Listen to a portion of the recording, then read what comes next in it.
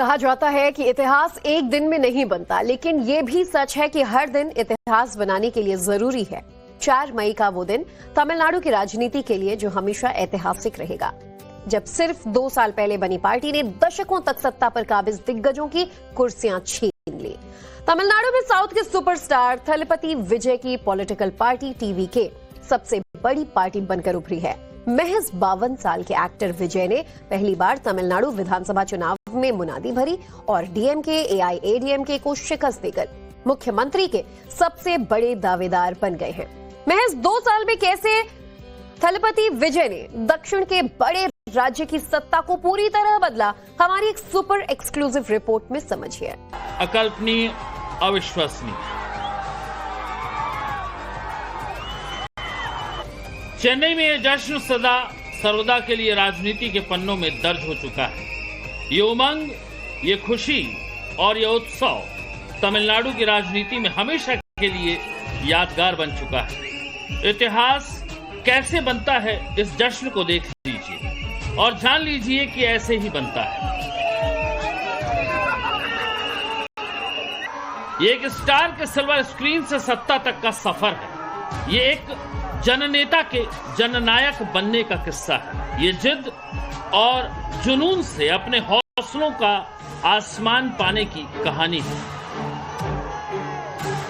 Joseph विजय चंद्रशेखर उर्फ विजय थलपति दक्षिण की राजनीति का नया सितारा है। चुनाव नतीजों में विजय थलपति की पार्टी टीवीके यानी मिल्गा वेट्री कझगम ने ऐसी कामयाबी हासिल की है जिसकी शायद ही किसी ने कल्पना की होगी। तमिलनाडु में एक्टर विजय की पार्टी टीवीके ने अपने प्रदर्शन से चौंका दिया है। सिनेमा पर एक्टर विजय की एंट्री पर जिस तरह से उनके फैंस सीटी बजाते थे, ठीक उसी अंदाज में टीवीके ने तमिलनाडु की राजनीति में एंट्री ली है।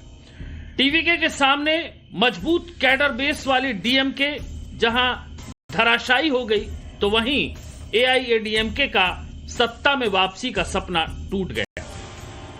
यानी साफ है कि विजय थलपति तमिलनाडु के अगले मुख्यमंत्री बनने वाले हैं। लेकिन सवाल बाकी है।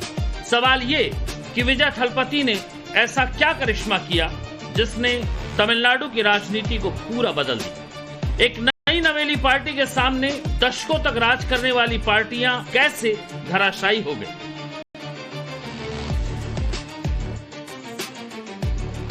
तमिलनाडु का विल्लुपुरम जिला, इस रोज विक्रवंडी के मैदान में विशाल रैली हुई। तमिलनाडु में दशकों बाद इतनी बड़ी रैली हो रही थी। पूरा मैदान भरा हुआ था। जहां तक नजर जाती थी वहां तक लाल और पीली धारियों वाले झंडे नजर आ रहे थे।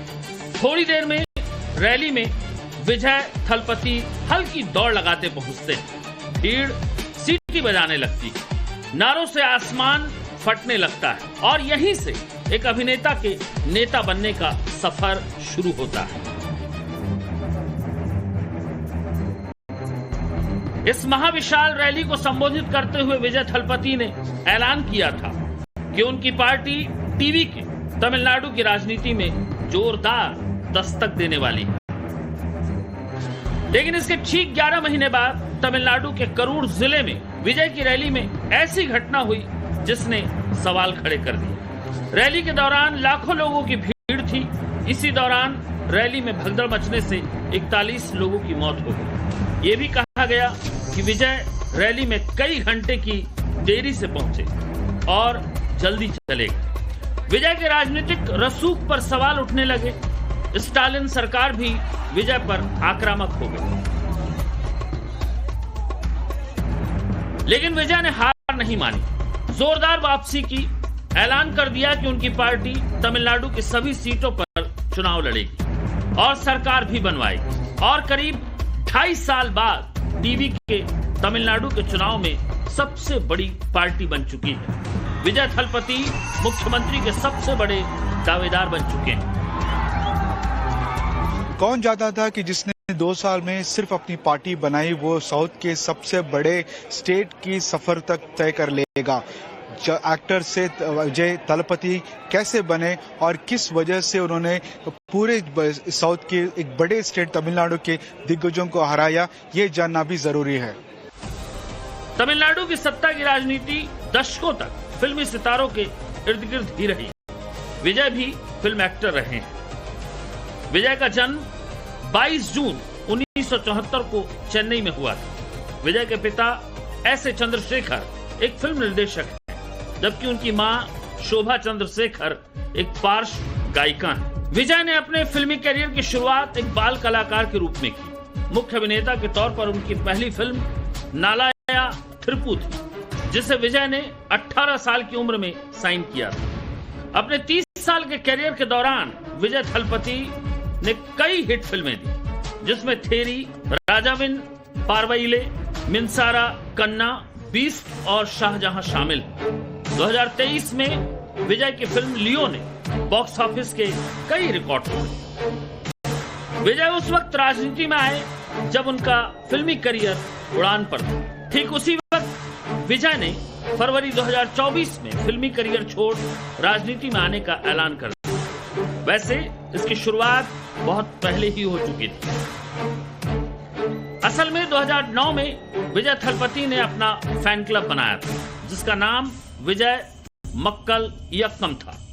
इस संगठन ने साल 2011 में हुए विधानसभा चुनाव में जयललिता की पार्टी AIADMK को समर्थन का ऐलान किया था। साल 2011 में AIADMK ने भारी बहुमत से जीत हासिल की थी।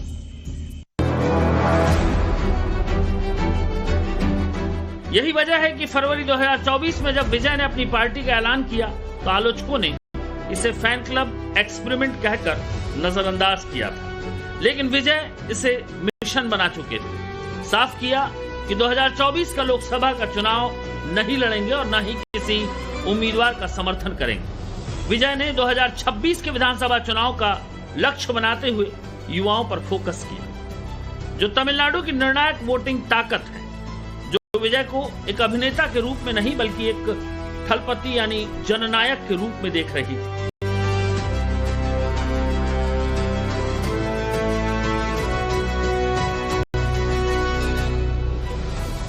विजय थलपति की पहली ही बार में शानदार सियासी कामयाबी के कई अहम फैक्टर रहे।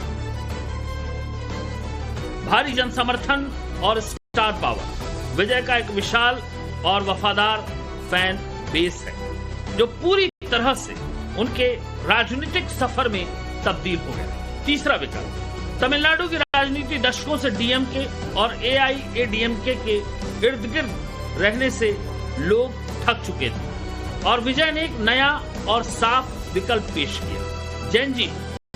विजय ने युवाओं को अपने ब्रांड एम्बेसडर के रूप में इस्तेमाल किया, जिन्होंने न केवल खुद वोट दिया बल्कि अपने बुजुर्गों को भी TVK के लिए राजी किया। चुनावी वादे और नीतियां।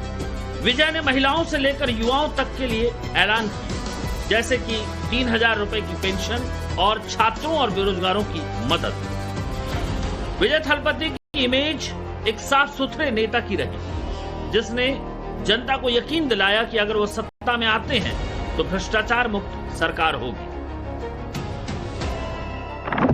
विजय थलपति का पिछले 30 साल से फिल्मी करियर रहा है और नौजवानों के दिल और दिमाग पर विजय का जादू चलता है। इस इलेक्शन के दौरान विजय ने ChatGPT, AI और 3D का भरपूर फायदा इस्तेमाल किया अपने इलेक्शन कैंपेन में, और यही जो चीज थी कि बाकी जो ट्रेडिशनल पॉलिटिकल पार्टीज है जैसे DMK और AIADMK ने नजरअंदाज किया। पॉलिटिकल ऑब्जर्वर्स का कहना है कि यही जो स्ट्रैटेजी थी कि जिस वजह से उन्होंने पूरा तख्ता पलट दिया और साउथ के एक बड़े स्टेट तमिलनाडु पर अपनी विजय प्राप्त की।